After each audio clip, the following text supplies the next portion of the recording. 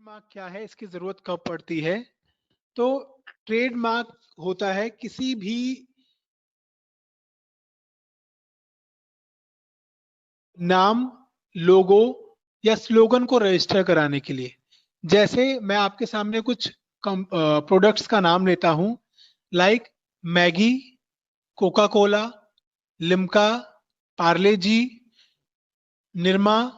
तो ये सारा नाम लेते हुए मैं श्योर हूं कि आपको समझ में आ गया होगा कि मैं किस प्रोडक्ट के बारे में बात कर रहा हूं। जैसे अगर मैं कहता हूं कोका कोला, तो आपको समझ में आ गया कि मैं कोल्ड ड्रिंक के बारे में बात कर रहा हूं। अगर मैं कहता हूं पार्ले जी, आपको समझ में आ गया मैं बिस्किट के बारे में बात कर रहा हूं। अगर मैं कहता हूं मैगी, आपको समझ में आ गया मैं नूडल्स के बारे में बात कर रहा हूं। तो यहाँ क्या है कि आप इजिली रिकॉग्नाइज कर जा रहे हैं कि मैं किस चीज के बारे में बात कर रहा हूं। ऐसा क्यों? ऐसा इसलिए क्योंकि कोका कोला के लिए एक फिक्स नाम रजिस्टर्ड है। ऐसा तो नहीं है कि आपको कोका कोला लेने जाना है तो फिर आप कंफ्यूज होते हैं कि किस नाम से मिलेगा। नहीं, क्योंकि उस पर्टिकुलर प्रोडक्ट के लिए एक फिक्स नाम रजिस्टर्ड है। कोका कोला के नाम से आपको वही प्रोडक्ट मिलेगा। क्या आप कोका कोला नाम से कोई वाटर बॉटल सेल कर सकते हैं? हाँ या ना में जवाब दीजिए। ऑब्वियसली कोका कोला के नाम पे आप दूसरी वाटर बॉटल नहीं सेल कर सकते। क्यों? क्योंकि कोका कोला नाम रजिस्टर्ड है एक पर्टिकुलर ब्रांड के लिए। अब अगर आप वो नाम यूज करते हैं तो आपको श्यू कर दिया जाएगा, क्योंकि उसकी एक गुडविल है जो उसने बनाई है, वो कोई और यूज नहीं कर सकता। तो किसी पर्टिकुलर नाम को रजिस्टर करने के लिए, लोगों को रजिस्टर करने के लिए, स्लोगन को रजिस्टर करने के लिए ट्रेडमार्क रजिस्ट्रेशन की जरूरत होती है। फायदे क्या है कि आपका प्रोडक्ट इजीली पहचाना जाएगा। इसके अलावा कई बार आप देखते हैं लोगों से प्रोडक्ट के बारे में समझ में आ जाता है कि किस प्रोडक्ट का। जैसे आपने देखा होगा एडिडास या नाइकी का जो प्रोडक्ट है, उसके लोगो से आप पहचान जाते हैं। इसके अलावा स्लोगन, ठंडा मतलब कोका कोला हम बोलते हैं, तो स्लोगन से आप पहचान जाते हैं। तो these are idea to promote your business और to create a goodwill for your product. इसलिए ट्रेडमार्क की जरूरत होती है। क्वेश्चन आता है छोटे बिजनेसमैन का कि सर मैं क्यों ट्रेडमार्क में रजिस्ट्रेशन लूंगा, मुझे क्या रिक्वायरमेंट है छोटे बिजनेस को?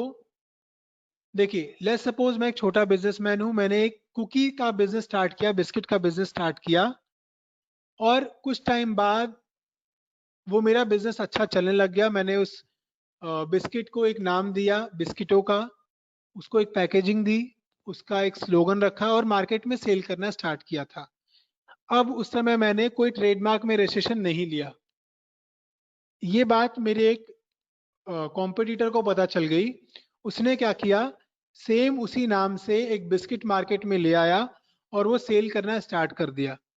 अब मेरे कंज्यूमर को भी रियल वन और फेक वन में डिफरेंस नहीं पता चल पा रहा है। उन्होंने क्या किया, परचेस करना स्टार्ट कर दिया।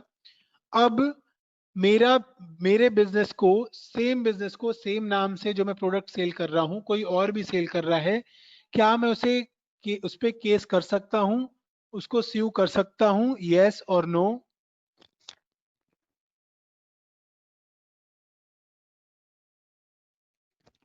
नहीं कर सकता। क्यों? क्योंकि मैंने ट्रेडमार्क का रजिस्ट्रेशन नहीं लिया था। लेकिन अगर मैं अपने उस बिस्किट के लिए बिस्किटो नाम से, या जो मैंने उसका रैपर पैकेजिंग एंड ऑल रखा है, या जो लोगो रखा है उसका रजिस्ट्रेशन ले लिया होता, तो कोई मेरे नाक के नीचे से मेरा बिजनेस लेके नहीं जा पाता। तो यही जरूरत होती है ट्रेडमार्क रजिस्ट्रेशन की। अब डॉक्यूमेंट क्या क्या चाहिए होते हैं ट्रेडमार्क रजिस्ट्रेशन के लिए?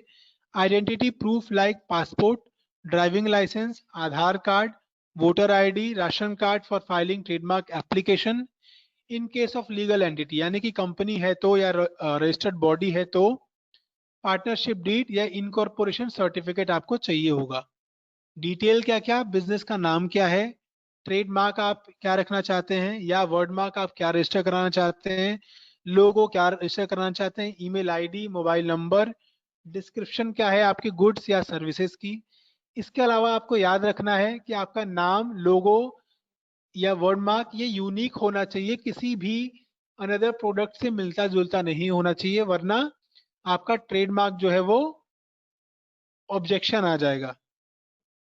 अब ऑब्जेक्शन की बात पे मैं आपको बता दूं, आपने ट्रेडमार्क के रजिस्ट्रेशन के लिए अप्लाई किया, अब आपको ऑब्जेक्शन भी आता है, तो आपको ऑब्जेक्शन के लिए एक ऑर्डर है ऑब्जेक्शन फाइलिंग का, वो आपको परचेस करना होगा। इसके अलावा लेट्स सपोज आप एक कंपनी है और आप ट्रेडमार्क रजिस्ट्रेशन कराना चाहते हैं। कंपनी के केस में अगर आप ट्रेडमार्क रजिस्ट्रेशन कराने जा रहे हैं तो कंपनी वाला ऑर्डर परचेस करेंगे, ऑब्वियस सी बात है। लेकिन अगर आपके पास उद्योग आधार रजिस्ट्रेशन है, उद्यम आधार या एमएसएमई रजिस्ट्रेशन है, तो कंपनी के केस में जो गवर्नमेंट फी है आपकी वो कम हो जाती है if you are having registration in MSME. तो आई थिंक 8,000 समथिंग आपकी गवर्नमेंट फी होती है ट्रेडमार्क रजिस्ट्रेशन फॉर कंपनी और अदर देन इंडिविजुअल। उस केस में अगर आपके पास एमएसएमई है तो आपका गवर्नमेंट फी हाफ हो जाता है। तो आपको हमें बताना होगा एक टिकट क्रिएट करके कि आपके पास एमएसएमई रजिस्ट्रेशन है और आप ट्रेडमार्क में कंपनी के लिए अप्लाई करना चाहते हैं, आपका गवर्नमेंट फी हाफ हो जाता है, तो हम वहां पे आपका एमएसएमई लगा देंगे। इंडिविजुअल के केस में कुछ नहीं होता है। इंडिविजुअल अगर आपका है तो आपका एमएसएमई रहे या ना रहे, वैसे ही फीस बहुत आधी होती है, कम होती है, तो उसमें कोई छूट आपको नहीं मिलती।